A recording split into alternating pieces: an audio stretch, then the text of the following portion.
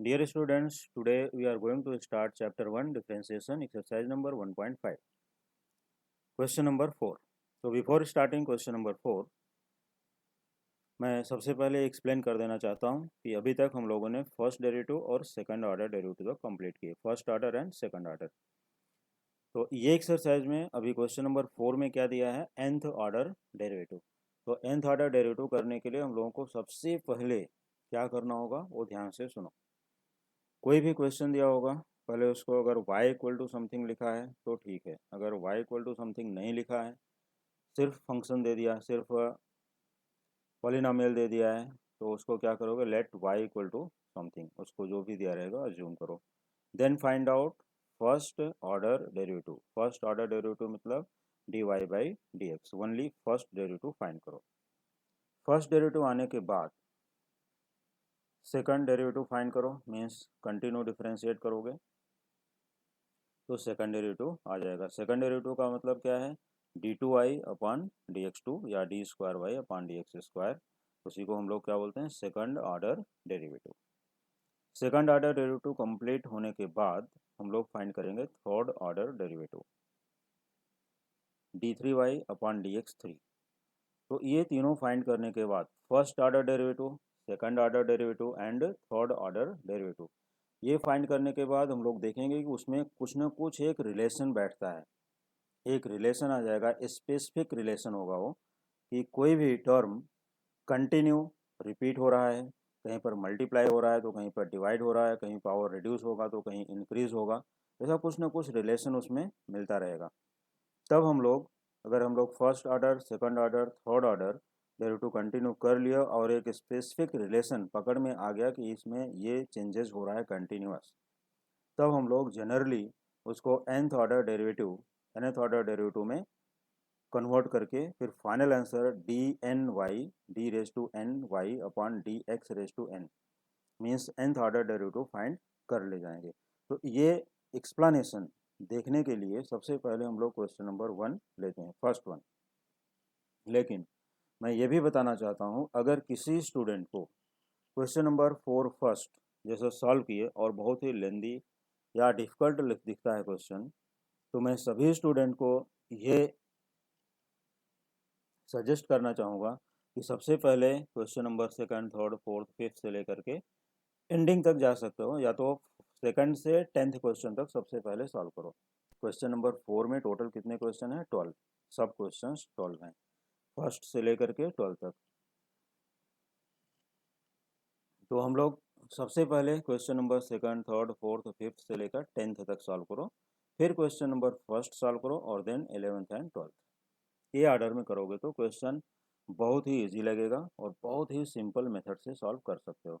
वैसे जो question number 4 का फर्स्ट है, अगर ये क्वेश्चन फोर्थ के, जैसे फोर्थ क्वेश्चन के लास्ट में दिया गया होता तो सबसे बेस्ट होता, लेकिन ये क्वेश्चन सबसे पहले प्रिंट हुआ है, फर्स्ट क्वेश्चन है, तो चलो कोई बात नहीं, वैसे इजी है क्वेश्चन, लेकिन कहीं कहीं पर स्टूडेंट्स को लास्ट में थोड़ा 2-3 स्टेप्स समझने में थोड़ी सी डिफ़िकल्टी हो सकती है। लेकिन अगर जिस स्टूडेंट का permutation chapter means factorial notations अच्छा होगा वो समझ सकते हैं, और जिन लोगों ने अच्छे से स्टडी नहीं किया होगा 11th स्टैंडर्ड में या लास्ट ईयर में, तो उनको थोड़ी सी प्रॉब्लम हो सकती है, लेकिन मैंने पूरा एक्सप्लेनेशन दे दिया है जिससे कि बच्चों को आराम से समझ में आ जाए, कोई भी डिफ़िकल्टी ना हो। Full explanation is given, all फार्मूले गिवन। तो क्वेश्चन को हम लोग स्टार्ट करते हैं, और मैं फिर से सजेस्ट कर देता हूँ, अगर किसी भी स्टूडेंट को नहीं समझ में आ रहा है फर्स्ट वन, तो सबसे पहले second, third, fourth, fifth, sixth चालू करो, और उसके बाद ये क्वेश्चन करोगे तो समझ में आ जाएगा। 10th क्वेश्चन के बाद फिर फर्स्ट पर आ जाओ, फर्स्ट के बाद फिर 11th एंड 12th, या ये सीक्वेंस में सॉल्व करो अपना। ओके, तो टेक्स्ट बुक में देखोगे तो उससे समझ में आ जाएगा। तो चलो, now we start question number fourth first. Let y equal to A x plus B whole raise to M. देखो, A x plus B whole raise to M, in this question A is constant, B is constant and M is constant. Variable क्या है, सिर्फ x. तो ये type का अपने कितने questions हो सकते हैं, देखो जैसे y equal to A x plus B whole raise to m, तो ये एक जनरल क्वेश्चन है। मान लो कि हमने ए बी की जगह लिख दिया ऐसा 2x plus three whole raise to 5, 2x plus three whole raise to 5, और उसका nth ऑर्डर डेरिवेटिव फाइंड करो। तो भी पॉसिबल है, ऐसा नहीं कि नहीं पॉसिबल है, वो भी पॉसिबल है, किसी का भी nth ऑर्डर डेरिवेटिव पॉसिबल है। तो ये एक जनरल क्वेश्चन है। मान लो 2x plus 3 whole raise to 5, 2x minus 3 whole raise to 5, अगर ऐसा क्वेश्चन आ गया तो जस्ट a b और m के वैल्यू चेंज कर दो, और इसके जो nth ऑर्डर डेरिवेटिव का आंसर है, फाइनल आंसर, उसमें a b और m की वैल्यू रखोगे तो उसका आंसर मिल जाएगा। तो एक तरह से ये जनरल फार्मूला समझ लो, जनरल क्वेश्चन है। अगर इसका आंसर अपने दिमाग में याद रखोगे तो मल्टीपल चॉइस में, कॉम्पिटिटिव एग्जाम्स में बहुत ही हेल्पफुल है ये क्वेश्चन। कॉम्पिटिटिव एग्जाम्स के लिए फटाफट आंसर मिल जाएगा, सॉल्व करने की कोई ज़रूरत नहीं पड़ेगी, क्योंकि हम लोग यहाँ पर ए बी एंड एम की जगह पर कोई भी कांस्टेंट रखते जाएंगे तो अपना मिलता जाएगा जीरो को छोड़कर। जैसे हम ए बी के वैल्यू अगर बोलोगे सबका वैल्यू जीरो कर दिया तो क्या होगा, तो जीरो ही हो जाएगा, कुछ प्रॉब्लम नहीं है। ओके, क्योंकि जीरो रेज टू जीरो जो है अभी क्या होगा, तो जीरो रेज टू जीरो अभी तक डिफाइंड नहीं है। मान लो कोई स्टूडेंट बोलता है कि भाई A equal to zero, B equal to zero, M equal to zero, तो Y equal to zero raise to zero, zero raise to zero is not defined. Okay, तो हम लोग ए बी मतलब एक नेचुरल नंबर यहाँ पर या negative number, fraction कोई भी रखोगे सॉल्व होगा ही होगा। ए बी के कोई भी वैल्यूज रख सकते हो, और पावर एम का भी कोई वैल्यू, जीरो को छोड़कर कोई भी वैल्यू रखो, तीनों एक साथ जीरो नहीं रखना बस। तो चलो हम लोग स्टार्ट कर लेते हैं अभी क्वेश्चन नंबर 1। अभी जो एक्सप्लेनेशन था ये मैंने बता दिया, इस क्वेश्चन में क्या क्या स्पेसिफिक है, इंपॉर्टेंट क्या है, कॉम्पिटिटिव एग्जाम में यूज कैसे करोगे, और इसमें चेंजेस क्या आने वाले हैं। तो ये रहा क्वेश्चन 1 का मीनिंग। तो चलो differentiate with respect to x. तो derivative of Y D Y upon D X, D by D x of X plus B whole raise to M is m into ax plus b whole raised to m minus 1 using d by dx of x raised to n formula. But it is not x. By chain rule, it is d by dx of ax plus b. Now we write here m as it is, ax plus b whole raised to m minus 1 as it is. Derivative of ax is a into 1 and derivative of b is 0 because of constant. ये constant अकेला है, देखो a भी constant है लेकिन x के साथ है, तो a we write first, d by dx of x is 1 and derivative of constant b, ये अकेला single constant है, फिर derivative 0. तो a into 1 plus 0 is a only, therefore a into m, तो क्या लिखोगे m into a into ax plus b whole raised to m minus 1, this is dy upon dx। ये हम लोगों ने कर लिया फर्स्ट डेरिवेटिव, और ये फर्स्ट डेरिवेटिव का वैल्यू आ गया m into A x plus B whole raise to m minus 1। तो हम देखते हैं कि अब यहाँ से देखो ये y क्वेश्चन था अपना, यहाँ से यहाँ पर क्या चेंजेस हुआ। तो y equal to this much, therefore dy upon dx equal to m into A, देखो वन टाइम ये कांस्टेंट का मल्टीप्लाई हुआ है, ax plus B whole raise to m minus 1, power reduced by 1, m into a into ax plus b whole raised to m minus 1. Now differentiating with respect to x means we should find second order derivative. So d by dx of dy upon dx becomes d2y upon dx2 second order equal to m into a constant as it is, x जैसे ये x assume कर लो few seconds के, मान लो x है, x raise to m minus 1 होता तो क्या लिखते m minus 1 into x raise to m minus one, तो x की प्लेस पर क्या लिखोगे ax plus b, that is m minus 1 into A x plus B whole raise to m minus one. Power को 1 से और रिड्यूस कर दो, 1 से और लेस कर दो, तो power is reduced by 1 into D by D x of A x plus b, जैसा यहाँ पर सॉल्व किए थे, ठीक है। तो उसी टाइप का डेरिवेटिव चलता रहेगा। तो we get m into a into m minus 1 a x plus B whole raise to m minus 2, तो minus one becomes m minus 2, और यहाँ से क्या बचेगा ax, derivative of ax plus b is a only, तो यहाँ पर हमने a लिख दिया, राइट। तो देखो m therefore d2y upon dx2 equals m into m minus 1, ये m के टर्म हो गए, a इंटू ए, एक a जो यहाँ से आया वो यहाँ पर लिख दिया, a into A x plus B whole raise to m minus 1 m minus 2। Now d2y upon dx2 equals m into m minus 1 as it is, a into a square ax plus b whole raised to m minus 2। तो अब देखो first और second derivative में क्या differences आए। देखो यहाँ पर m इंटू ए था, ठीक है, यहाँ पर आया m into m minus 1 into A square, A का पावर एक इंक्रीज हो गया, और यहाँ पर ax plus B whole raise to m minus 2। तो ये रिलेशन देखो, when it is second derivative it is m into m minus 1, m multiplied in descending order twice, m multiplied in descending order twice means m into m minus 1, descending that is एक से minus हो गया यहाँ पर m into M minus 1, 2 times m का multiply हो गया descending order में, और a into a 2 times a का पावर कितना आया 2। जब ये सेकंड डेरिवेटिव है देखो m 2 टाइम मल्टीप्लाई हुआ डिसेंडिंग और a का पावर 2 और यहाँ पर ax plus B whole raise to m minus 2, यहाँ भी 2 डिक्रीज हुआ, यहाँ पर पावर 2 हुआ और यहाँ पर m को 2 टाइम्स मल्टीप्लाई किए। तो एक तो अपने पास एक आइडिया समझ में आ गया इस क्वेश्चन से कि हम लोग अगर थर्ड डेरिवेटिव करेंगे, इसका थर्ड डेरिवेटिव मीन्स कंटिन्यू, तो यहाँ पर देखो लिखा गया similarly means differentiating with respect to x again, तो D by D x of D two Y upon D x two becomes third order derivative D three Y upon D X three, means इसको एक बार वापस differentiate कर दिए तो D three Y upon D X three equals, अब देखो m into M minus one M minus one M minus two एक बार और आ गया डिसेंडिंग, और ए स्क्वायर क्या हो जाएगा ए स्क्वायर इंटू ए क्यूब और A x plus B whole raise to M minus three, M minus two की जगह पर एम माइनस थ्री यहाँ पर इंक्लूड हो जाएगा, करेक्ट। तो एम माइनस थ्री इंक्लूड हो गया।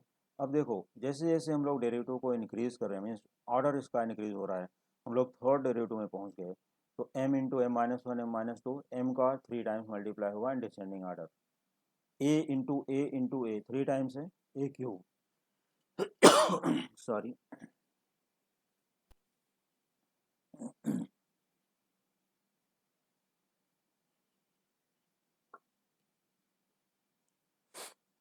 a into A cube A x plus B whole raise to M minus three. तो अगर इस तरह से हम लोग मान लो कि इससे 3 तक एनफ है, लेकिन मैंने वन मोर टाइम यहाँ डिफ्रेंशिएट करके दिखाया है कि अगर इसी ऑर्डर में हम लोग डिफ्रेंशिएट करते जाएंगे तो क्या होगा। मान लो कि ये 3 तक एनफ है, अगर ये फोर्थ नहीं फाइंड करोगे तो भी चलेगा, ये स्टेप नॉट नेसेसरी, वैसे समझने के लिए लिख लोगे अच्छा है। तो therefore d four y upon D x four means fourth order derivative मैंने दिखा दिया यहाँ पर, m into M minus one M minus two into M minus three, देखो 1 2 3 4 4 टाइम डिसेंडिंग ऑर्डर मल्टीप्लाई हुआ, ए रेज टू फोर जहाँ ए raise to three था A raise to four, A x plus B whole raise to M minus three था तो यहाँ A x plus B whole raise to M minus four. तो अब समझ गए होगे अगर हम लोग इसका जनरल टर्म ले जाएं, in general nth order derivative therefore d N Y upon D x n, यहाँ फिर से लिख देना differentiating with respect to x, therefore dy upon dxn means it is known as nth order derivative, m into m minus 1 m minus 2 m minus 3 m minus 4 and so on। तो हम लोग अगर ऐसे सॉल्व करते जाएंगे तो last में क्या मिलेगा m minus n minus one, देखो m देखो यहाँ पर जब हम लोग क्या लिखते थे, यहाँ देखो फिर से देख लो 4 लिखे तो यहाँ पर क्या है माइनस थ्री है कि नहीं, तो ये 3 क्या है ओनली 3 बोलो क्या है, yes 4 minus three sorry 4 minus one, ये 3 क्या है 4 माइनस वन। यहाँ देखो थर्ड ऑर्डर डेरिवेटिव था तो यहाँ पर क्या नंबर था 2, 3 माइनस वन है कि नहीं। ऐसे यहाँ पर भी देखो जब ये सेकंड ऑर्डर डेरिवेटिव था डी टू तो यहाँ पर क्या है 2 minus one means 1 is 2 minus one, 2 is 3 minus one, फिर यहाँ 4 is sorry 3 is 4 minus one. तो ऐसे अगर हम लोग कंटिन्यूस करते चले जाएंगे तो n को क्या लिखेंगे n माइनस वन, देखो यहाँ पर इसलिए मैंने ब्रैकेट में कर दिया जिससे कोई कन्फ्यूजन ना हो, n m minus n minus one. तो ये एम माइनस एकदम ध्यान से देखो, देखो जैसे यहाँ पर एम माइनस वन है एम माइनस टू है एम माइनस थ्री है, तो ये भी देखना है कि किसका डेरिवेटिव है किस ऑर्डर में है, सेकंड ऑर्डर में है तो वन, फिर इसके बाद थर्ड ऑर्डर में है तो टू, फोर्थ ऑर्डर में है तो थ्री, मतलब यहाँ से अगर ये फोर है तो उससे एक लेस नंबर आती है, तो यहाँ पर एक एन है तो उससे एक लेस नंबर यहाँ क्या आएगी एन माइनस वन। अब समझ में आ गया, क्लियर नहीं यहाँ तक, ओके फाइनल, चलो ठीक है, अगर यहाँ तक समझ में आ गया तो बहुत ही अच्छी बात है। m minus n minus one एक पावर इसका एक पावर लेस कर दिए इनटू कंटिन्यू स्टेप है ए रेज टू एन, जैसे देखो फोर्थ में ए रेज टू फोर, थ्री में ए रेज टू थ्री, टू में ए रेज टू टू और वन में ए रेज टू वन था, यहाँ पर देखो फर्स्ट ऑर्डर डेरिवेटिव में ए वन यहाँ पर वन टाइम था, ठीक है। तो उस तरह से हम लोग अगर यहाँ पर कंटिन्यूस फाइंड आउट करते जाएं तो nth ऑर्डर डेरिवेटिव में क्या आएगा A raise to N into A x plus B whole raise to M minus N, ये सेम है, मतलब ए का पावर और यहाँ पर रिड्यूसिंग टर्म, जैसे जो भी ऑर्डर डेरिवेटिव है उतना ही यहाँ पर माइनस कर देना है। देखो फोर्थ के लिए -4, तो n के लिए m-n। यहाँ तक क्लियर। तो ये अपना एक तरह से nth ऑर्डर डेरिवेटिव तो हो गया, अपना डिफरेंशिएशन यहाँ तक क्लोज हो जाता है। यहाँ तक ये final answer dny/dxn equal m into m-1 into m-2 into m-3 into m-4 and so on m-n-1 into a raise to n into ax plus b whole raise to m-n। ये complete हो जाता है, लेकिन ये एक sequence है। देखो यहाँ से लेकर के एक सीक्वेंस है। Now identify the sequence and right the final answer. ये प्रॉब्लम होती है कि इसको हम लोग फैक्टोरियल्स में कन्वर्ट कर सकते हैं। अपने पास इसका मेथड है जो हम लोग फैक्टोरियल में कन्वर्ट कर सकते हैं। इसके लिए यहाँ तक लिख करके छोड़ना ठीक नहीं है। जैसे 12th स्टैंडर्ड में एक स्टैंडर्ड सोल्यूशन होना चाहिए, मतलब एकदम पावरफुल सोल्यूशन होना चाहिए। Final answer nth order derivative में इतना लंबा सीक्वेंस लिखना ठीक नहीं है। तो हम लोग क्या करेंगे, इसको फैक्टोरियल नोटेशन में कन्वर्ट करेंगे। अब वही फैक्टोरियल नोटेशन में कन्वर्ट करने के लिए आगे का प्रोसेस कंटिन्यू करना पड़ेगा। ठीक, तो अब देख लीजिए therefore dny/dxn equal to m, ये सेम है, सिर्फ मैंने इसमें एक ब्रैकेट ओपन किया यहाँ पर m-n+1, सिर्फ एक ही चेंज किया गया। देखो बाकी सब सेम लिखना है, m into m-1 into m-2 into m-3 into m-4 and so on m-n+1 into a raise to n into ax plus b whole raise to m-n। Now we should convert in factorial notation. For factorial notation conversion, we multiply and divide by some terms, multiply and divide by some terms। तो उसको समझने के लिए मैं सबसे पहले ये बता देना चाहता हूँ कि इसको फैक्टोरियल में कन्वर्ट करोगे कैसे। जैसे अभी अगर इसके लिए हमें सबसे पहले n फैक्टोरियल में चलना पड़ेगा, और n फैक्टोरियल को देखने के लिए मैं लेके चलता हूँ यहाँ पर। देखो n फैक्टोरियल की फार्मूला जो दी गई है वो क्या है, यहाँ पर देखो what is n factorial. n factorial is n into n-1 into n-2 into 3 into 2 into 1। ये प्रीवियस स्टैंडर्ड में पढ़ चुके हो कि n फैक्टोरियल अगर मान लो किसी ने नहीं पढ़ा है तो you can refer chapter permutation and combination, factorial notations. उसमें स्टार्टिंग में ही फार्मूला दिया गया है n factorial. n factorial is n into n-1 into n-2 up to 3 into 2 into 1। Means या तो इधर से पढ़ो, देखो मैंने उसको भी रिवर्स करके लिखा है 1 into 2 into 3 into n-2 into n-1 up to n is n factorial. ये भी वही चीज़ है 1 into 3 up to and so on up to n is n factorial. Means ये किसी भी फॉर्म में आ सकता है। तो इसी तरह से अब ये अगर समझ में आ गया तो इसी तरह से हम लोग क्या करेंगे, अब फिर से हम वापस क्वेश्चन नंबर 1 पर आ जाते हैं अपना, जहाँ पर मल्टीप्लाई डिवाइड करना था यहाँ पर। तो यहाँ इस टर्म को समझने के लिए हमें क्या करना पड़ेगा, देखो ये स्टेप पर थे हम लोग, ठीक है, ये स्टेप पर ओके। सिर्फ ब्रैकेट ओपन किया था m-n+1, come back again on your topic. तो देखो ये टर्म को सेम लिखो और इसमें हमें 1 तक जाना है। क्या करना है, 1 तक लिखना है पहले, तब ये फैक्टोरियल में कन्वर्ट होगा।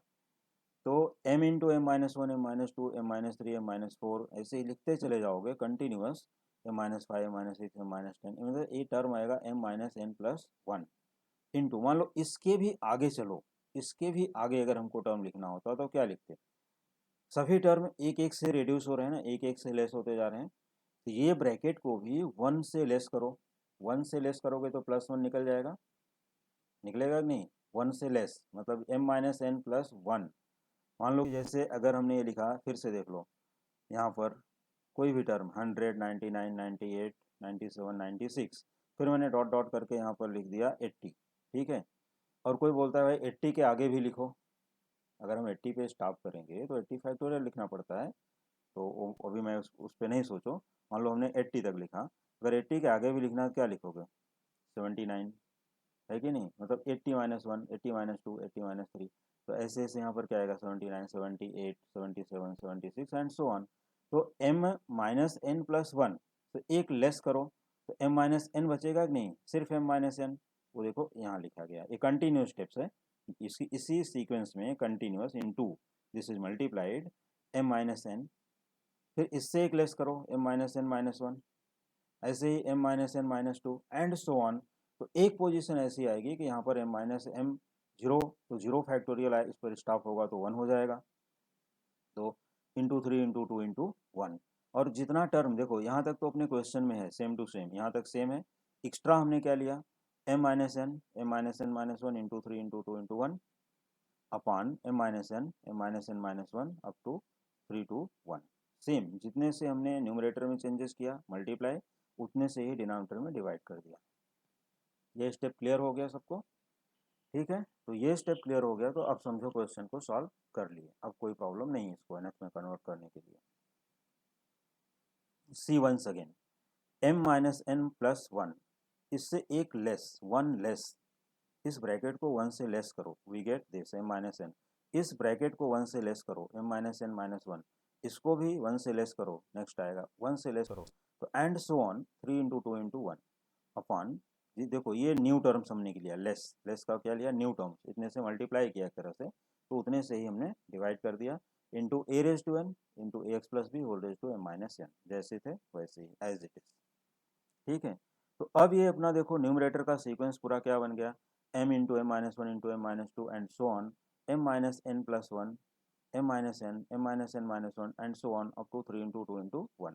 क्योंकि ये बीच के टर्म्स लिखना जरूरी इसलिए था, नहीं तो स्टूडेंट्स को ये कभी कभी लगता है कि ये टर्म सर ने कहाँ गायब कर दिया। ठीक है, तो अगर यहाँ से m इंटू m-1 m-2 लिख करके अप टू 3 इंटू 2 इंटू 1 लिखोगे तो भी करेक्ट है।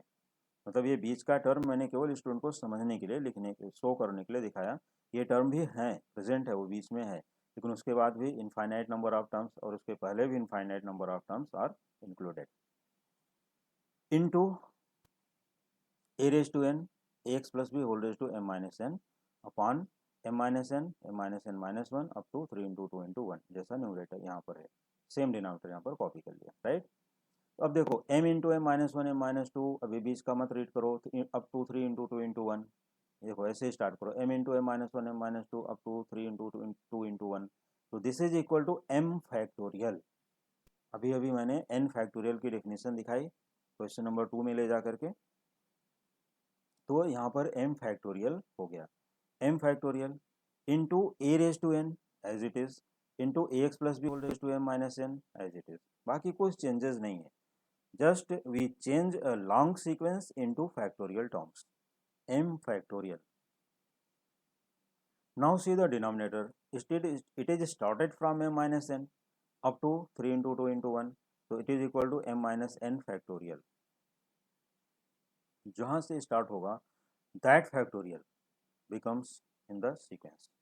देखो ये m से स्टार्ट था तो becomes m factorial, मतलब up to 1 होना चाहिए, और ये m-n-1 डिसेंडिंग ऑर्डर में होना चाहिए, तो फर्स्ट टर्म ही इसका फैक्टोरियल बनता है m-n factorial by definition of n factorial. Clear यहाँ तक? तो therefore D raise to N Y upon D x N equal to m factorial into A raise to N into A x plus B whole raise to m-n upon m-n factorial.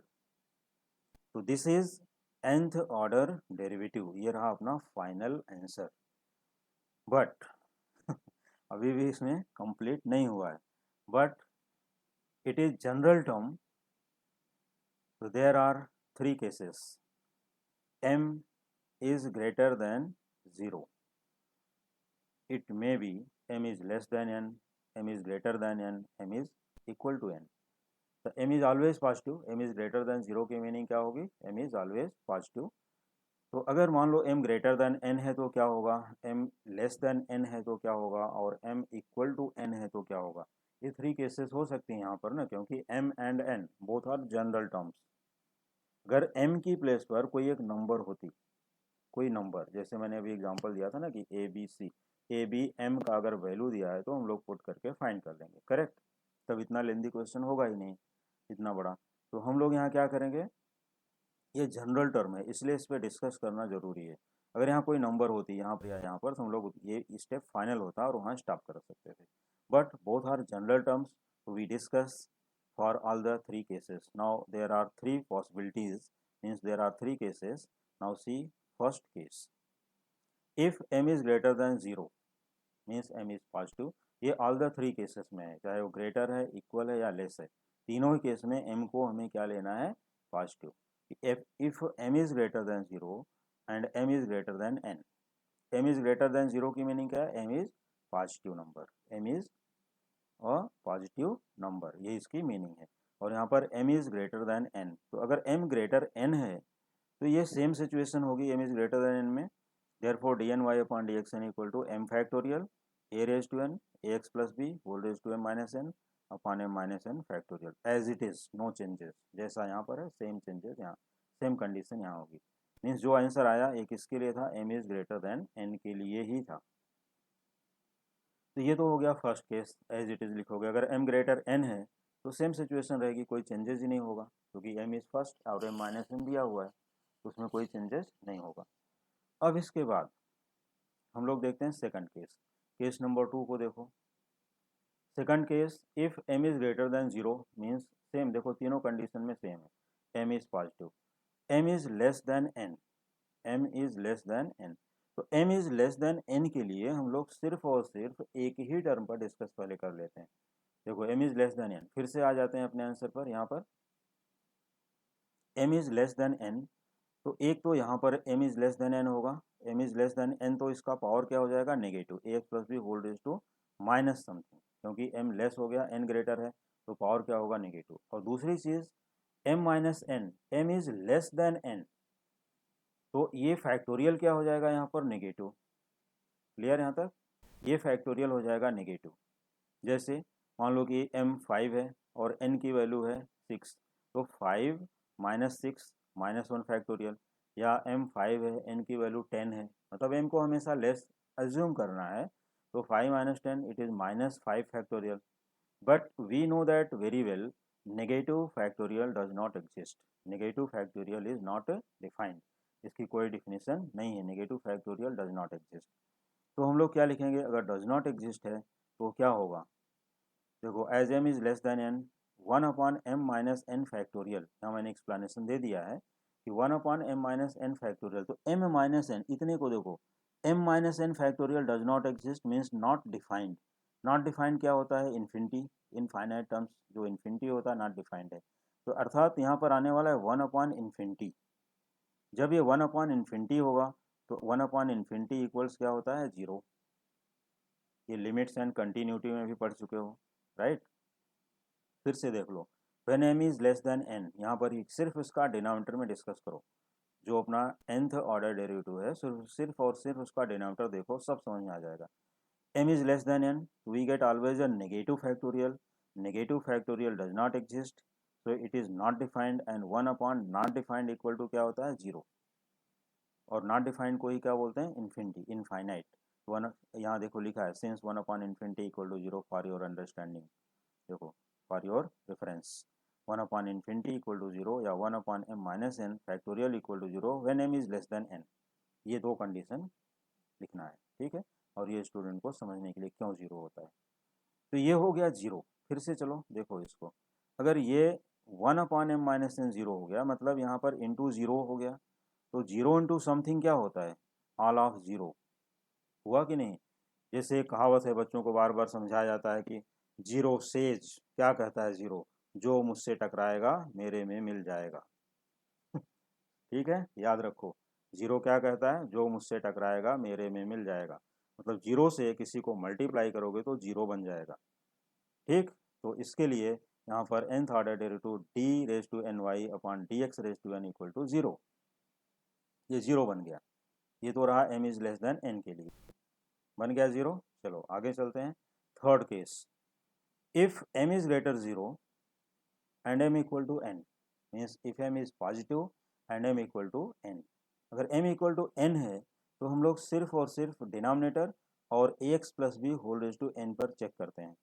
देखो denominator में यही था ना m minus n, अगर m equal to n है तो क्या होगा, m माइनस m या n माइनस n, तो 1 अपॉन 0 फैक्टोरियल, यहाँ देखो 1 अपॉन 0 फैक्टोरियल, और 0 फैक्टोरियल 1 होता है, वो भी मैंने यहाँ लिख दिया है, वैल्यू ऑफ 0 फैक्टोरियल इज 1, तो यहाँ क्या मिलेगा 1 अपॉन 1, और 1 अपॉन 1 क्या होता है 1। और A x plus B whole raise to 0, यहाँ पर फिर से देख लो, A x plus B whole raise to m minus m that is 0, तो anything raise to 0 is 1 except 0 raise to 0, जैसा भी मैंने ऊपर डिस्कस किया था। और यहाँ m minus n means m minus m दोनों इक्वल हो गए, तो 0 फैक्टोरियल, और 0 फैक्टोरियल होता है 1, तो ये भी 1 ये भी 1, तो क्या बचा m factorial into A raise to n. तो हम लोग m factorial a raise to n लिखें या n factorial a raise to n, क्योंकि ये n में है तो m इक्वल टू n, दोनों इक्वल है। तो इसके लिए मैंने यहाँ थर्ड केस में लिख दिया है कि d raise to n d N Y upon D x n nth order derivative equal to n factorial into A raise to n, क्योंकि देखो m factorial a raise to n भी लिख सकते हो, n factorial a raise to n भी लिख सकते हो। तो ये फर्स्ट क्वेश्चन कंप्लीट हुआ। सभी स्टूडेंट को समझ में आ जाना चाहिए और मैं उम्मीद करता हूँ कि ये क्वेश्चन पर काफ़ी अच्छी मेहनत करनी पड़ेगी बच्चों को सिर्फ इस सीक्वेंस को समझने के लिए। जो लोगों ने परमुटेशंस एंड कॉम्बिनेशन बहुत अच्छे से क्लियर किया होगा उनको बहुत ही कम मेहनत करनी पड़ेगी, वो फटाफट समझ जाएंगे। लेकिन मैंने ये एक्सप्लेनेशन सभी स्टूडेंट्स के लिए दिया, ऐसा नहीं कि जिन्होंने पढ़ा है सिर्फ उनके लिए, जिन्होंने नहीं पढ़ा है, जिनको फैक्टोरियल नोटेशन नहीं पता उनके लिए भी मैंने बता दिया। तो ये क्वेश्चन अब उनको एकदम अच्छे से समझ में आ जाएगा, कोई प्रॉब्लम नहीं होनी चाहिए। This is well explanation in this question. फिर भी अगर किसी भी स्टूडेंट को अगर डाउट्स है तो you can leave your comment in the comment box, I will explain it again, I will be happy with your comments. किसी स्टूडेंट को सीक्वेंस में डाउट है I will explain it again, केवल मुझे क्वेश्चन नंबर फुल लिखना, question number 4, सब question 1 and exercise number, क्योंकि सभी मेंशन करोगे तभी पॉसिबल हो पाएगा। ठीक, तो ये रहे अपने इसके लिए, इसके 3 आंसर्स पॉसिबल हो गए। This is third answer, this is second answer and this is first answer. तो 3 केसेस हैं, क्योंकि जनरल टर्म यही है लेकिन इसमें केसेस 3 हो जाती हैं, इसके लिए 3 आंसर्स पॉसिबल हैं। तो ये तीनों ही आंसर अपने को लिखना है, ये कंप्लीट करना है।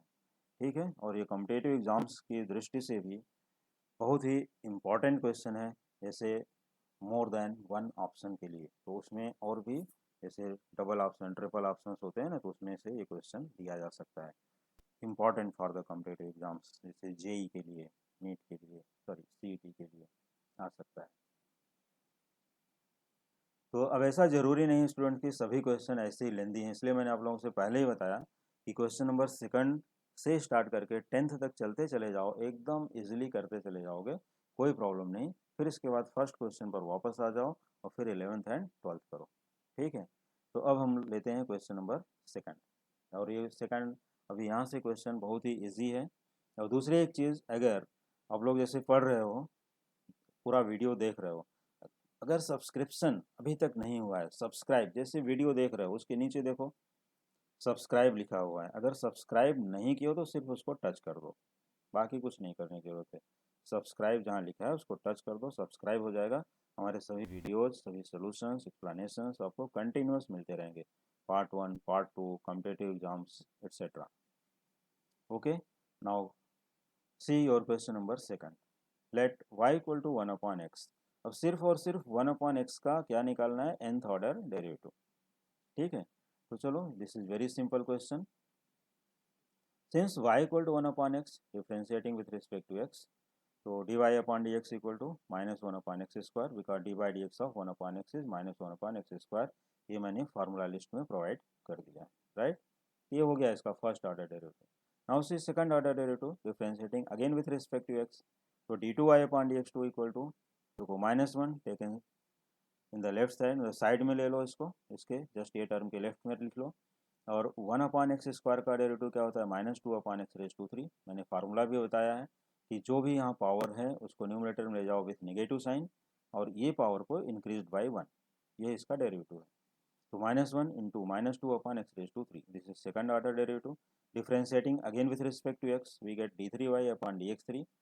तो -1 -2 दोनों साइड में ले लो, लेफ्ट साइड में इसको यहाँ पर लिख लो, तो जस्ट ये टर्म से लेफ्ट में लिखना है ना, कि उधर इक्वल के उधर नहीं लेना है। और यहाँ क्या है, एक्स रेज टू 3, तो इसको 3 को ऊपर ले जाओ with negative sign, -3 upon x raise to 4। तो वेरी सिंपल ना, फिर से देख लो, y equal to 1 upon x, first derivative -1 upon x square, ये पावर क्या था 1, इसको हम ऊपर लाए -1, और इसका पावर 1 है, तो यहाँ 1 + 1 करोगे क्या है 2। जो भी पावर है increase the power by 1, means in power में +1 करो डिनोमिनेटर में, और जो इसका पावर है, जैसे यहाँ कुछ नहीं, नथिंग 1, तो उसको ऊपर लेके जाओ। ठीक है, -1, सेकंड में -2, थर्ड में -3 एंड सो ऑन। तो अगर हम लोग ऐसे कंटिन्यू करते चले जाएं तो nth ऑर्डर डेरिवेटिव हमारा क्या बनेगा, देखो d N Y upon D x N, equal to -1 -2 -3 and so on. अभी nth ऑर्डर में क्या आएगा, यहाँ पर x रेज टू n होगा, तो -n upon x raise to n plus 1, -n upon x raise to n plus 1, ऐसे इसका nth ऑर्डर बन गया।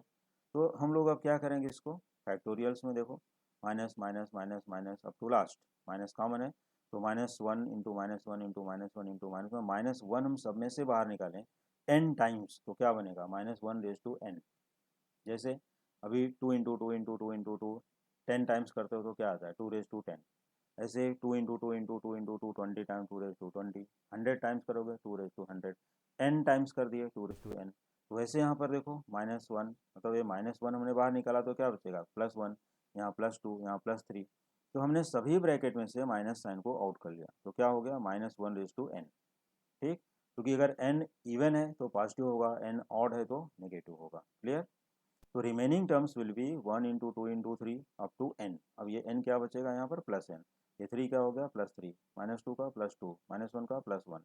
ठीक है, ऐसा नहीं कि ये माइनस, इसमें -1 सब में कॉमन है ना, तो यहाँ पर 1 2 3 देखो, -1 को क्या लिख सकते हो -1 इंटू 1, -2 को -1 into to, -1 into three, -1 into n, तो वो -1 हमने बाहर लिया है। क्लियर।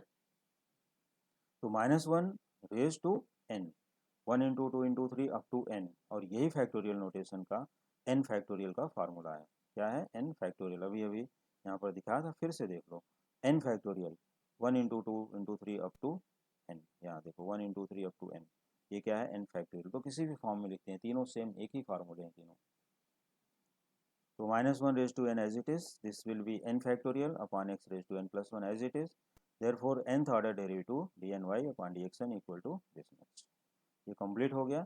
और जिसको फैक्टोरियल की डेफिनेशन नोटेशंस नहीं मालूम है, वो यहाँ पर नोटेशन देखो, एक्सक्लामेशन का साइन है और उसकी n फैक्टोरियल की डेफिनेशन, ये सब जो भी नंबर का फैक्टोरियल निकालना है उसको डिसेंडिंग ऑर्डर में मल्टीप्लाई करते जाओगे up to 1, that one is that factorial value. Clear. चलो अब देखते हैं। तो सेकंड क्वेश्चन देखो कितना इजी क्वेश्चन था, फर्स्ट के जैसा लेंदी नहीं। तो फर्स्ट क्वेश्चन इजी है लेकिन थोड़ा सा लेंदी है न्यू स्टूडेंट्स के लिए। तो ये समझ गए सेकंड क्वेश्चन, ये सेकंड क्वेश्चन अपना कंप्लीट हो गया। इसका अपना स्क्रीनशॉट ले लो, समझ लो, लिखो, प्रैक्टिस करो, और जितना ही प्रैक्टिस करोगे उतने अच्छे ही इम्प्रूवमेंट आएगा, वो मैं पहले ही बता चुका हूँ और अब भी बता रहा हूँ। Now see question number third, let y equal to e raise to x plus b. So differentiating with respect to x, we get derivative of y dy upon dx, e raised to ax plus b, derivative of e raised to ax plus b, e raised to ax plus b, same by chain rule d by dx of ax plus b, जैसा पहले भी करते आ रहे हो। तो derivative of ax plus b क्या होता है, only a into one plus zero, because b is constant. तो a इंटू वन सिर्फ a बचेगा यहाँ, तो we should write here dy by dx equals a into e raise to ax plus b। Differentiating with respect to x, therefore dy by dx becomes d2y upon dx2, second order derivative, a as it is, derivative of e raised to ax plus b, e raised to ax plus b into a, now a into a square into e raised to ax plus b। तो क्या changes दिखा, देखो first order derivative में सिर्फ a raise to 1 आया था into E raise to ax plus b, second order derivative gives a into a means a square into A raise to e raise to ax plus b। तो ऐसे ही अगर हम लोग continue derivative find करते हैं, तो differentiating with respect to x, तो D three Y upon D X three third order derivative, A square into E raise to A x plus B into A means A cube into E raise to A x plus B, three हो गया A raise to three, A raise to three into E raise to A x plus B. तो in general the nth order derivative will B, तो nth order derivative क्या होगा उसको देखो, d N Y upon D x n, changes क्या हो रहे हैं, देखो थर्ड ऑर्डर डेरिवेटिव तो यहाँ पर थ्री और कोई कुछ भी यहाँ पर चेंजेस नहीं है, तो यहाँ भी वही लिख लो, therefore D N Y upon D x N equal to A raise to N into E raise to A x plus B, this is nth order derivative. तो सेकंड क्वेश्चन भी काफ़ी सिंपल निकला, कोई प्रॉब्लम नहीं है, this is very easy question, right. तो ये आराम से कर सकते हो। चलो फोर्थ क्वेश्चन देख लेते हैं अभी फटाफट, y equal to A raise to P x plus q. तो देखो a to the power x अपना इस टाइप का सोचो, what is derivative of a raise to x, a raise to x into log of a, this is formula. Using same formula here for a raised to px plus q and chain rule. So differentiating with respect to x, derivative of y dy by dx and derivative of a to the power px plus q, a raised to px plus q into log of a into dy by dx of px plus q, मतलब chain by chain rule इसके power का वापस से derivative यहाँ लेना पड़ेगा, right.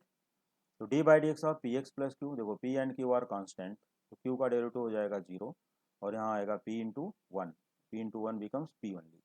तो this is equal to A raise to P x plus Q into log A into p. तो differentiating with respect to x, therefore dy by dx becomes d2y upon dx2 means second order derivative, p into log a, देखो p log a as it is मैंने यहाँ लिख लिया, derivative of a raise to P x plus q, a raise to P x plus Q into log A into p, फिर से वही process repeat हो गई, ठीक है ना। तो अब क्या होगा, देखो p into p, p square log A into log A whole square a to the power P x plus Q. देखो अब सेकंड ऑर्डर डेरिवेटिव आया तो p का पावर 2 हो गया, लॉग ए इसका भी पावर 2 हो गया, और यहाँ A to the power P x plus Q, ये जैसा क्वेश्चन में था वैसे ही। तो ऐसे ही अगर थर्ड ऑर्डर डेरिवेटिव करोगे तो differentiating with respect to x, d3y upon dx3 equal to p square into log A whole square, इसको एज इट इज़ रखा गया, देखो एज इट इज़ रखा, derivative of a raise to P x plus q, a raise to P x plus Q into log A into p. तो third order derivative क्या हो जाएगा, देखो पी स्क्वायर इंटू पी, इसका multiply किए p cube, log A whole square into log A whole cube, A to the power P x plus Q. देखो third order derivative power three same term. So in general, the nth order derivative will be dny upon dxn p raised to n, अगर यहाँ n है तो यहाँ भी n, log a whole raised to n, ठीक उसी type से a to the power px plus q। तो इसी को बोलते हैं nth ऑर्डर डेरिवेटिव। जो भी क्वेश्चन होगा उसको हम लोग जनरल टर्म में ले जाएंगे, general that is nth order n। अब इसके यहाँ पर n की वैल्यू हम कुछ भी रखें, n की वैल्यू कुछ भी रखें ग्रेटर देन 0, तो ये टर्म अपना सेम आंसर देगा। देखो अगर हम n इक्वल टू 1 रख देते हैं तो फर्स्ट ऑर्डर डेरिवेटिव बता देगा, n इक्वल टू 2 रखते हैं सेकंड बताएगा, n इक्वल टू 3 रखते हैं थर्ड बताएगा, तो ये डायरेक्ट आंसर बताना चालू कर देगा, ऐसा यहाँ पर होता है। इसी को बोलते हैं nth ऑर्डर डेरिवेटिव या general term of the derivative. Now see question number 5, let y equal to log of ax plus b। अब यहाँ पर लॉगरिथमिक डेरिवेटिव को हमें nth ऑर्डर जनरल टर्म में लेके जाना है।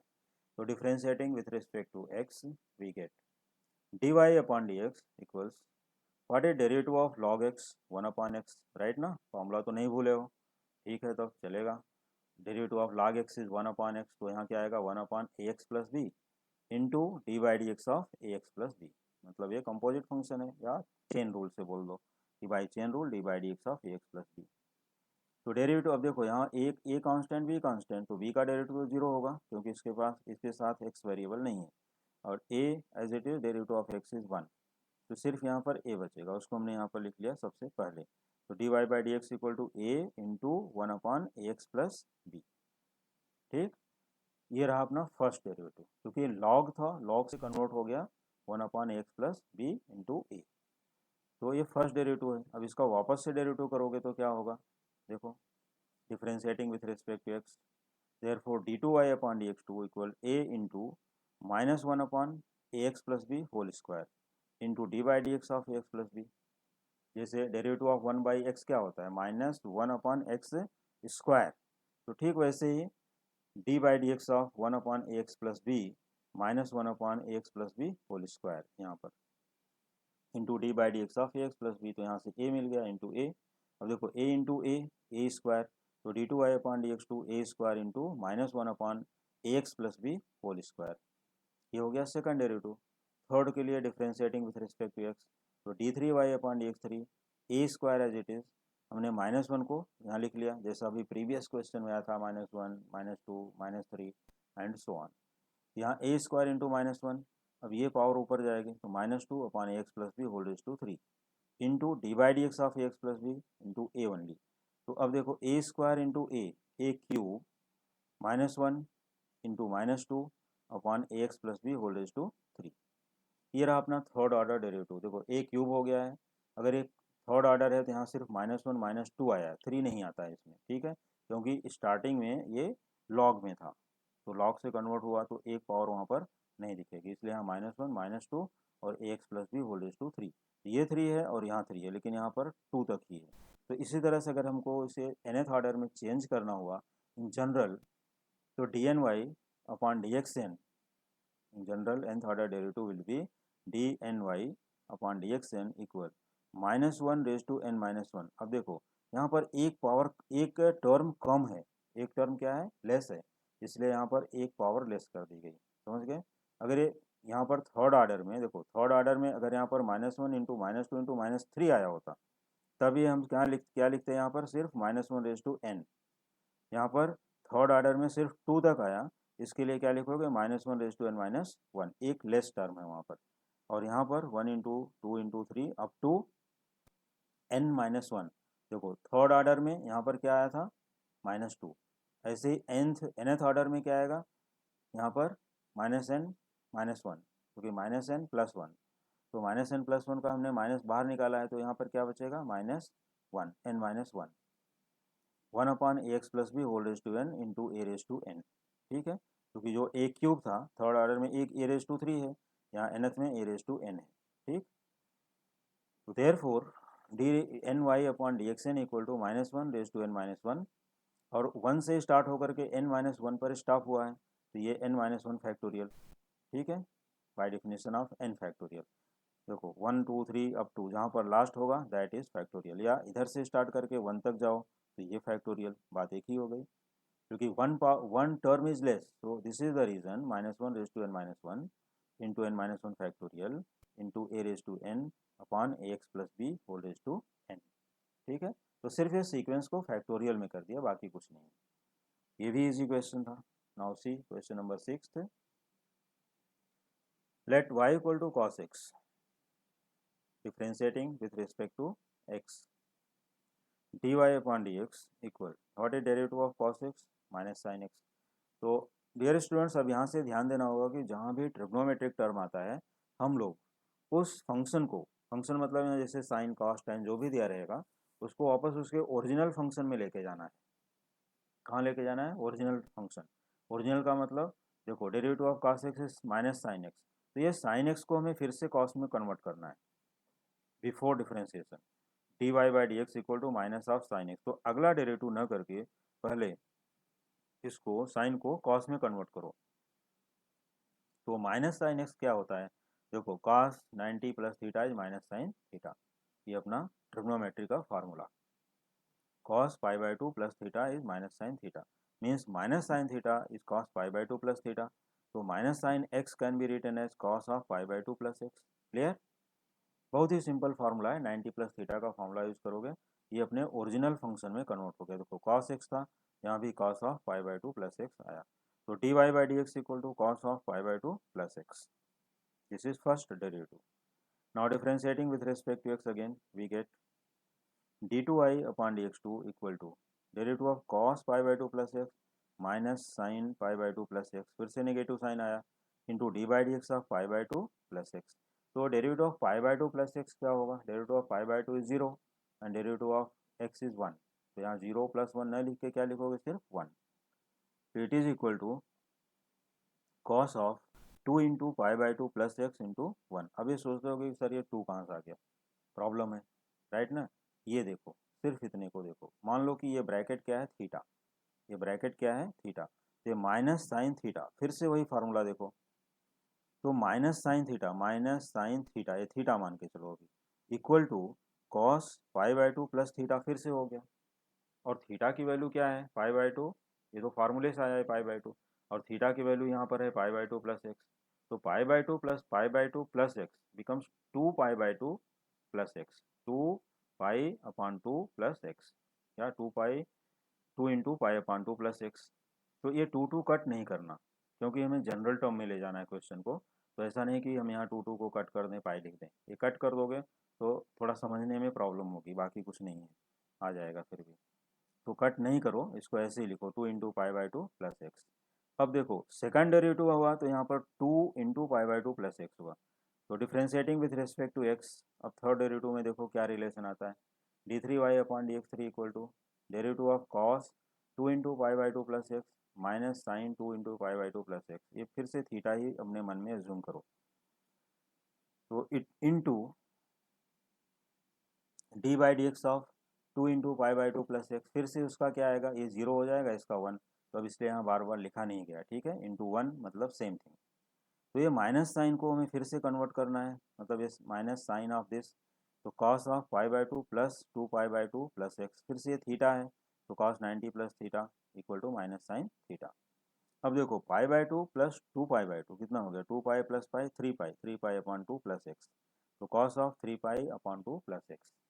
अब इस समझ में आया ऐसा क्यों लिखा था मैंने, क्योंकि अगर टू टू यहाँ पर कट करते थे तो ये ऐड करने में फिर से अपने को एलसीएम लेना पड़ता था।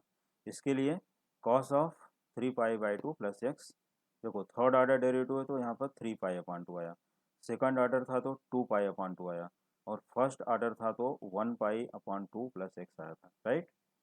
तो इसी तरह से अगर हम लोग nth order in general, the nth order derivative will be dny upon dxn equal cos of n pi upon two plus x, n pi upon two plus x, n belongs to n, यहाँ पर ये n क्या है, natural number. तो three देखो यहाँ पर फिर से देख लो, फर्स्ट ऑर्डर था, ये ट्रिग्नोमेट्री का भी अभी फर्स्ट क्वेश्चन आया हुआ है, ये ट्रिगो क्वेश्चन है। फर्स्ट ऑर्डर में 1 पाई अपॉन टू, सेकंड में 2 pi upon two, third order में देखो d3y अपॉन dx3 में 3 pi upon two plus x, therefore nth order dny upon dxn becomes cos n pi upon two plus x.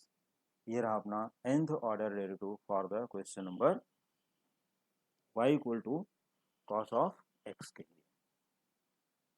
तो ये question अपना जो sixth question यहाँ पर सॉल्व किए, ये क्वेश्चन को अपना देखते जाओ कि ये अगर ट्रिग्नोमेट्री का अब इसी तरह से कोई भी क्वेश्चन आ गया, अगर y equal to cos x या y equal to sine x, दोनों के लिए ही सेम टर्म इसी तरह से होगा, सिर्फ उसका कन्वर्जन जनरल टर्म जो पाई बाई टू प्लस थीटा है वो यूज़ करना मत भूलना।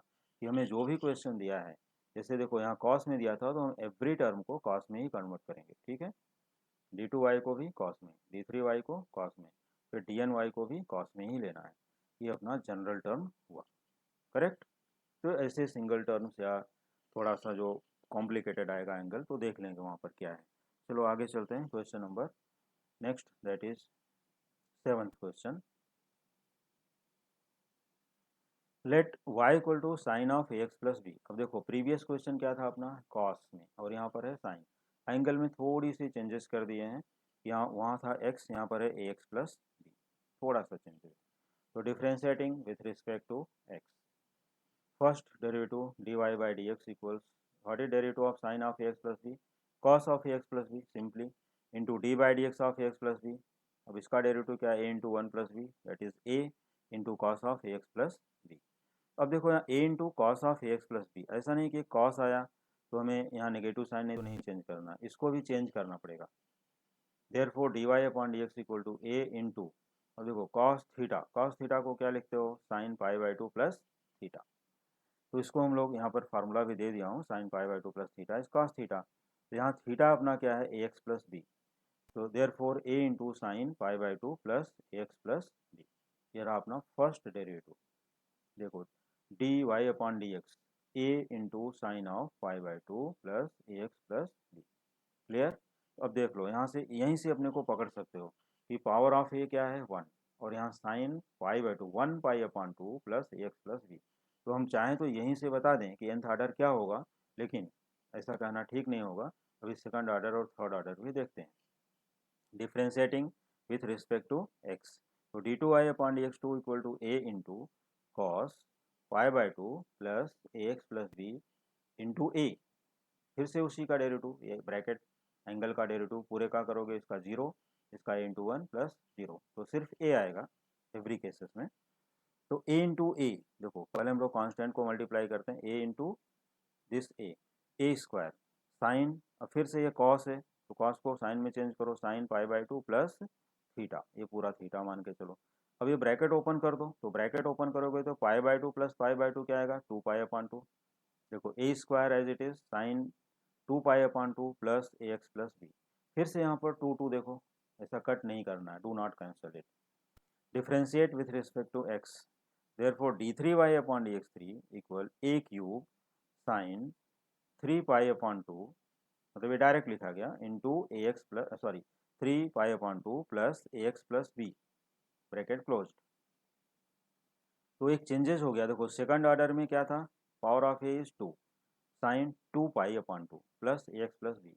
तो थर्ड ऑर्डर में d3y upon dx3 equal to a cube sine 3 pi upon 2 plus a x plus b. In general the nth order derivative will be dny upon dxn equal a raise to n, क्योंकि nth order derivative है तो this becomes a raise to n। देखो third में 3 था तो nth में n, sine n pi upon 2, third में 3 था तो यहाँ nth में n pi upon 2 plus a x plus b, angle जो था वो सेम लिखना है। तो this is nth order derivative for question number 7। Now see question number 8।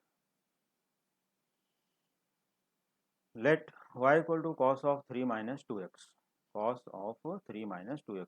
क्योंकि ये क्वेश्चन खुद से भी ट्राई कर सकते हो, अगर जो स्टूडेंट ट्राई करना चाहें तो first you should try the question. अगर कोई प्रॉब्लम है तो फिर हमारे सोल्यूशन को रेफ़र करो, लेकिन एक बार लिसन करो, अपना देख लो, सुन लो इसको कि किस तरह से सॉल्व किया गया, क्योंकि इसमें नंबर्स आ गए हैं और नेगेटिव साइन भी टाइम टू टाइम थोड़ा आता रहेगा इसमें। तो देखो y equal to cos of 3 minus 2x, differentiating with respect to x।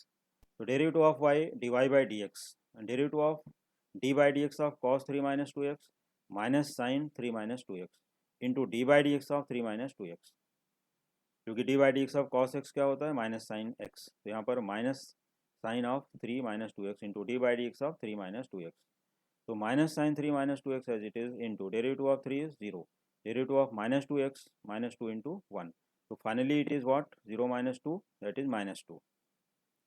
तो माइनस साइन 3 माइनस 2x, इसको हमें क्या करना होगा, इसको कॉस थीटा में, ओरिजिनल क्वेश्चन क्या है, कॉस में है, तो इसको हमें कॉस में कन्वर्ट करना पड़ेगा। अब देखो minus sine 3 minus 2x can be written as cos pi by 2 plus theta, cos pi by 2 plus 3 minus 2x। ये यही फार्मूला है जो माइनस साइन 3 माइनस 2x बताता है। यहाँ पर उसका रीजन भी दिया गया, since cos pi by 2 plus theta equal minus sine theta, cos pi by 2 plus theta equal minus sin theta. Therefore, dy by dx equal to cos pi by 2 plus 3 minus 2x into minus 2. Now differentiating with respect to x, so second order derivative d2y upon dx2 equals minus 2 into minus sin pi by 2 plus 3 minus 2x into minus 2. अब देखो एक minus 2 फिर से आ गया उसका derivative, ऐसे इसी टाइप से फिर से यहाँ आ जाएगा, तो ये माइनस 2 इंटू माइनस 2, ये दोनों को मल्टीप्लाई कर दिए तो क्या हो गया, माइनस 2 स्क्वायर, और ये माइनस साइन, अब इसको फिर से चेंज करो तो this one becomes cos pi by 2 plus theta, ये पूरा थीटा है, यहाँ से लेके करली ब्रैकेट जितना है ये पूरा थीटा है, तो pi by 2 plus 3 minus 2x। अब पाई by 2 plus pi by 2 2 pi upon 2, तो cos of 2 pi upon 2 plus 3 minus 2x, और ये क्या है, माइनस 2 स्क्वायर, यहाँ पर d2y अपॉन dx2। तो we see that for second order derivative it is minus 2 square cos of 2 pi upon 2 plus 3 minus 2x। तो similarly third order derivative देखो d3y upon dx3 equals minus 2 cube into cos of 3 pi upon 2 plus 3 minus 2x। अब देखो third order है तो इसका power 3, यहाँ 3 पाई 3 आ गया, ठीक है। इन general the nth order derivative will be dny upon dxn equals minus 2 raised to n cos of n pi upon 2 plus 3 minus 2x। बस ये टर्म हो गया इसका। This is the nth order derivative of question number 8। Okay, तो यहाँ तक अच्छे से समझा, और सभी स्टूडेंट को मैं फिर से एक बार सजेस्ट करना चाहूँगा कि सभी क्वेश्चन को एटलीस्ट ट्वाइस सॉल्व करो क्वेश्चन नंबर 4 में, क्योंकि nth order derivative first time कर रहे हो तो जिससे अच्छे से समझ में आ जाए, और ये प्रैक्टिस करने के बाद सेल्फ इसका टेस्ट लिखो, ठीक है, तब जा कर के अच्छा इंप्रूवमेंट यहाँ पर मिलेगा। Now see question number 9। Let y equal to log of 2x plus 3। अब देखो स्टूडेंट, इसको मैंने होमवर्क के लिए छोड़ दिया है, you should try this question yourself. लेकिन अगर इस क्वेश्चन को देखो y equal to log of 2x plus 3, इसका फर्स्ट ऑर्डर डेरिवेटिव निकालो, dy by D x equal to 1 upon 2x plus 3 into 2, 1/2x+3 into 2। यहाँ क्या लिखा हूँ, रेफर क्वेश्चन 5। तो क्वेश्चन 5 देखो, जब क्वेश्चन 5 रेफर करोगे तो वहाँ पर अपने को मिलेगा, जब हम लोगों ने फर्स्ट ऑर्डर डेरिवेटिव निकाला था। चलो मैं दिखा ही देता हूँ। क्वेश्चन नंबर 5 यहाँ पर देखो, ये टर्म जब आया था 1/ax+b, तो a इंटू 1/ax+b है। तो इसका जब डेरिवेटिव चालू करते हो, देखो यहाँ पर जो a एंड b है वहाँ पर सिर्फ नंबर्स हैं, ठीक है। मतलब इसका सेकंड डेरिवेटिव उसमें फर्स्ट डेरिवेटिव बनेगा। तो यही क्वेश्चन है। तो क्वेश्चन नंबर 5 को अच्छे से रेफर करोगे तो ये क्वेश्चन आराम से सॉल्व कर सकते हो, कोई प्रॉब्लम नहीं होगी। देखो dy/dx 1/2x+3 इंटू 2, मतलब 2/2x+3। जब सेकंड ऑर्डर में जाओगे तो 2 बाहर आ जाएगा। फिर से इसका डेरिवेटिव क्या हो जाएगा यहाँ पर, क्योंकि यहाँ log 2x+3 है और यहाँ वहाँ पर क्या था, ax+b। तो वहाँ पर a और b का वैल्यू चेंज करके सॉल्व कर सकते हो। और सेकंड ऑर्डर डेरिवेटिव में भी फिर थर्ड ऑर्डर डेरिवेटिव, फिर nth order derivative. Easily solve करो। रेफर क्वेश्चन नंबर 5, सिंपल है। Now see question number 10th, let y equal to 1/3x - 5, differentiating with respect to x। तो derivative of y dy/dx, derivative of 1/3x - 5 minus 1/3x - 5 whole square into d/dx of 3x - 5। So this will be, what is derivative of 3x minus 5? 3 into 1 minus 0। तो 3 बचा है यहाँ पर, only 3। तो क्या आएगा, 3 इंटू -1/3x - 5 होल स्क्वायर। ये फर्स्ट ऑर्डर डेरिवेटिव है। तो यहाँ से देखो फर्स्ट ऑर्डर में क्या मिला, 3 इंटू -1/3x - 5 whole square. Differentiating with respect to x again, तो d2y/dx2 इक्वल्स 3 इंटू -1। अब ये फिर से 2 यहाँ पर आएगा, -1। देखो 3 इंटू -1 को मैंने साइड में लिख लिया। अब ये पावर इसका -2 1 के ऊपर जाएगा, तो -2/3x - 5 होल रेज टू 3। एक पावर इंक्रीज हो गई, राइट। तो it can be written as, देखो 3 इंटू 3 2 टाइम्स हो गया, तो 3 square into -1 into -2/3x - 5 whole cube. Clear, ये सेकंड ऑर्डर डेरिवेटिव हुआ। तो differentiating with respect to x again, third order derivative d3y/dx3 equals -1 into -2 into 3 cube into -3/3x - 5 whole raise to 4। देखो जब ये second derivative था तो इसका power क्या है, 3। बाकी नंबर्स -1 -2 और यहाँ 3 का स्क्वायर है। तो थर्ड डेरिवेटिव हुआ तो -1 -2, ये 3 का क्यूब हो जाएगा और यहाँ 3x - 5 होल रेज टू 4, और यहाँ पर -3, तो -3 upon this. Similarly in general term, general the nth order derivative will be dny/dxn -1 into -2 into -3 up to -n into 3 raise to n। जो ये 3, देखो 3 स्क्वायर 3 क्यूब ये था, इसको यहाँ पर लिख दिया 3 raise to n upon 3x - 5 whole raise to n। फिर से सब में माइनस साइन है तो माइनस साइन को कॉमन कर लेते हैं। Therefore dny/dxn -1 raise to n 1 into 2 into 3 up to n into 3 raise to n upon 3x - 5 whole raise to n। Therefore dny/dxn equals -1 raised to n into n factorial into 3 raised to n upon 3x - 5 whole raised to n। ठीक है, ये this is n factorial by definition, और -1 raise to n as it is. तो अब n के value पर depend करेगा। जैसे हमें फर्स्ट डेरिवेटिव निकालना है, put n equal to 1, second derivative put n equal to 2, third derivative put n equal to 3। यहाँ से सब मिलता जाएगा और ये जनरल टर्म हो गया, that is nth order derivative. Now see question number 11th, since y equal to, क्योंकि ये गिवन है y इसलिए यहाँ लेट नहीं लिखा गया, since y equal to e raise to ax into cos of bx plus c, y equal to e raise to ax into cos of bx plus c। तो differentiating with respect to x, देखो what is the type of question, what is the type of derivative, u into v। u लेते हैं e raise to ax और v को लेते हैं cos of bx plus c। Derivative of y dy/dx e raise to ax into d/dx of cos bx plus c plus cos bx plus c into d/dx of e raise to ax। u into v formula means product rule. तो it is equal to e raise to ax d/dx of cos bx plus c minus sine bx plus c into b by chain rule, क्योंकि bx plus c का वापस derivative करोगे ना तो b into 1 plus 0 आएगा, that is b only.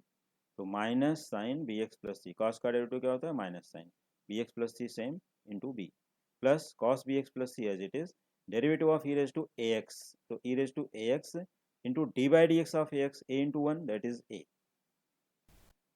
We see that e raised to ax is common in both the terms. Taking e raised to ax common, so therefore dy by dx equal to e raised to ax into a cos bx plus c minus b into sin bx plus c.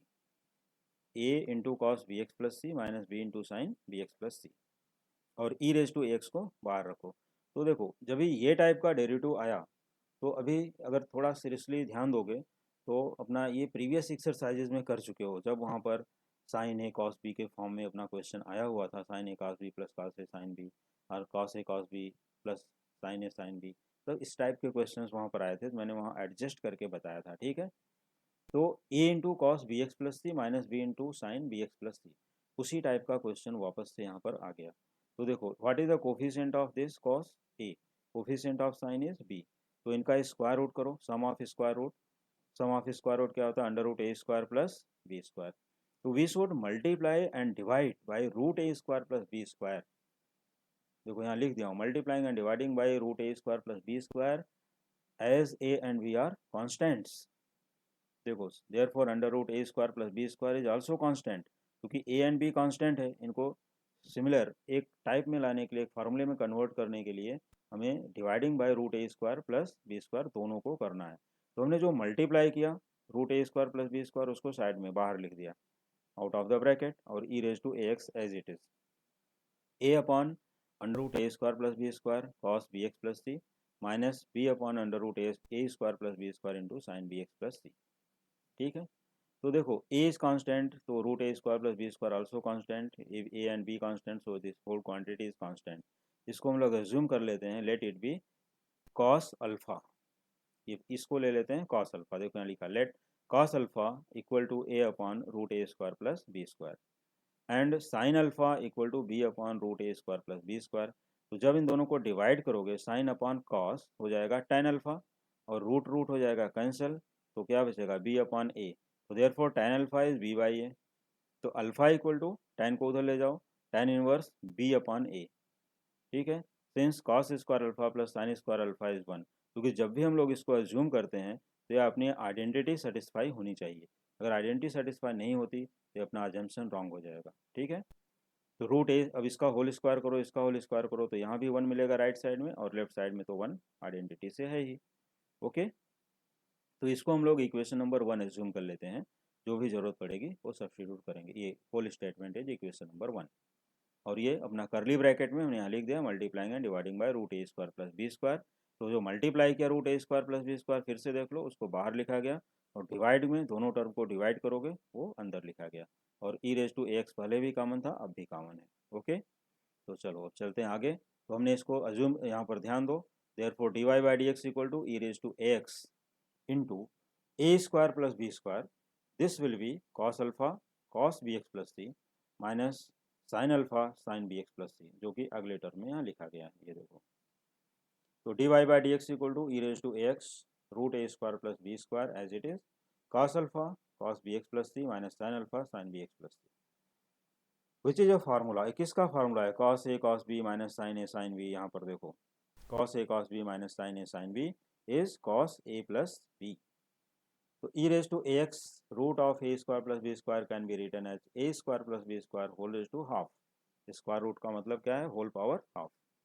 cos of a plus b means b x plus c plus alpha, इसको a assume कर लो इसको b. ठीक, ये फार्मूले में convert हो गया और यहाँ से आ गया cos of b x plus c plus alpha. Formula यहाँ नीचे लिख दिया हूँ, फार्मूला भी देख सकते हो trigonometry formula. Okay, so therefore dy by dx equals a square plus b square whole raised to half e raised to ax into cos of bx plus c plus alpha.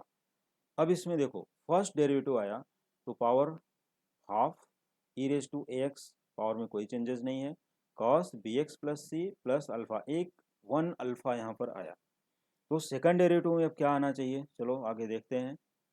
Differentiating with respect to x, a square plus b square whole raise to half is constant as it is रखना है. यहाँ से u into v, again applying product rule u into we.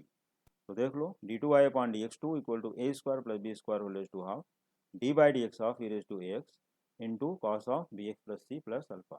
ये total cos से लेके यहाँ तक ये क्या है, कॉस ऑफ दिस v और ये है u। तो u derivative of v plus v derivative of u।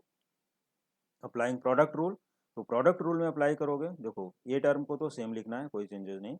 E raise to x as it is, derivative of cos of something minus sine b x plus c plus alpha, ये something something लिखो, into derivative of b x plus c plus alpha, देखो b into one plus zero because of constant, तो सिर्फ b बचेगा, plus cos of b x plus c plus alpha as it is into E raise to A x into D by D x of A x is a. मतलब जैसे पहले derivative किए थे ठीक वैसे ही, सिर्फ अल्फा एक न्यू टर्म यहाँ पर आ गया। ठीक है, तो अब इसको क्या करोगे, a square plus b square whole raise to half e raise to A x as it is, देखो e raise to x common, फिर से यहाँ पर कॉमन कर लो, in the curly bracket a cos b x plus c plus alpha, पहले ये term को लिखा ए इंटू दिस जैसा प्रीवियस ब्रैकेट में लिखे थे, similarly here minus b into sine b x plus c plus alpha, क्योंकि इसमें नेगेटिव साइन है इसलिए उसको सेकंड टर्म बना देते हैं, पॉजिटिव वाले को फर्स्ट बना देते हैं। ओके चलो, और e raise to x common हो गया। अब देखो फिर से उसी टाइप का क्वेश्चन है, तो again differentiating again dividing and multiplying by root a square plus b square, तो a square plus b square whole raise to half into root a square plus b square, ये multiply है ध्यान देना, a square plus b square whole raise to half into A square root a square plus b square into E raise to A x curly bracket a upon root a square plus b square cos of something minus b upon root of a square plus b square sine of something. A square, अब देखो half और इसका भी power है half, तो a square plus b square whole raise to half plus half, तो half half one हो गया, और उसी को देखो वन प्लस वन टू और डिनोमिनेटर कॉमन है टू अपॉन टू, तो a square plus b square whole raise to two upon two ही लिखो, टू नॉट कैंसल इट, या वन नहीं लिखो, टू अपॉन टू ही लिखो, e raise to A x, फिर से यहाँ पर डिवाइड किया, ये कॉस अल्फा था ये साइन अल्फा है फ्रॉम क्वेश्चन नंबर 1, तो it is equal to cos of a plus b, फिर से वही formula cos a cos b minus sine a sine b, cos of a, ये इतना ए है पूरा और ये बी है, तो b x plus c plus alpha, यहाँ पर therefore d two I upon D x two equal to A square plus b square whole raise to two upon two into E raise to A x cos of b x plus c alpha plus alpha becomes two alpha, right. तो differentiating with respect to x again we get, अब ये third derivative में फिर से u into we type का है, तो dear students यहाँ पर u इंटू वी टाइप का होल एक्सपेंशन न करते हुए हम लोग सेकंड डेरिवेटिव का जनरल टर्म फॉलो कर लेते हैं। देखो यहाँ सेकंड डेरिवेटिव है तो टू बाई टू है ई रेज टू एक्स, और यहाँ पर टू अल्फा है, बस ये एक चेंजेज है, उसमें वन अल्फा था प्रीवियस में, तो यहाँ पर टू अल्फा और यहाँ टू बाई टू है, तो थर्ड डेरिवेटिव में क्या हो जाएगा, ए square plus b square whole raise to three upon two e raise to x as it is b cos of b x plus c plus three alpha, यहाँ second में two था तो three में three हो गया। Now see in general the nth derivative will be dny upon dxn equals a square plus b square whole raised to n by 2, this is the general term, into e raised to ax into cos of bx plus c plus n alpha, right. Therefore its nth order derivative can be written as dny upon dxn equal to a square plus b square whole raised to n by 2 into e raised to ax into cos of bx plus c plus n into tan inverse b by a, क्योंकि alpha हमने assume किया था, right ना, ये अलग से constant था, तो अल्फा की value from equation first tan inverse b by a, देखो अल्फा की वैल्यू इक्वेशन 1 में वहाँ पर लिखा दी गई थी, ये है alpha is tan inverse b by A, correct. तो यही इक्वेशन 1 से हमने अल्फा की वैल्यू यहाँ पर सब्सटीट्यूट कर दिया, और ये nth order derivative A square plus b square whole raise to n upon two e raise to x, चाहे तो ई रेज टू एक्स को पहले भी लिख सकते हो, पहले लिख लो फिर ये लिखो, तो कोई प्रॉब्लम नहीं, कोई भी टर्म पहले लिखो इन दोनों में, this into cos of b x plus c plus n into n inverse b by a, क्योंकि ये ध्यान देना कि n belongs to n natural number. अब इसके बाद अपना आता है क्वेश्चन नंबर 12, तो क्वेश्चन नंबर 12 में क्या है, since y equal to e raise to 8x cos of 6x plus 7, e raise to 8x cos of 6x plus 7। तो अगर हम ध्यान से देखें तो अपना प्रीवियस क्वेश्चन नंबर 11th में यहाँ क्या था, e raise to x means a equal to 8, b x plus c, तो b equal to 6, c equal to 7। तो ये क्वेश्चन भी मैंने होमवर्क के लिए छोड़ दिया है। तो इस क्वेश्चन को क्या करोगे, refer question number 11, just previous question, और जहाँ पर ए है वहाँ पर 8 लिखो, बी को 6 लिखो और सी को 7, और फुल सोल्यूशन लिखते जाओ, यही अपना सोल्यूशन रेडी हो जाएगा। सिमिलर क्वेश्चन है, इसके लिए होमवर्क के लिए छोड़ा गया। फिर भी अगर किसी स्टूडेंट को डाउट है तो you can ask in the comment box. So try this question in the homework. तो डियर स्टूडेंट्स, उम्मीद करता हूँ ये सभी क्वेश्चन सभी स्टूडेंट को एकदम अच्छे से समझ में आ गए होंगे। तो please like, share and subscribe. Thank you.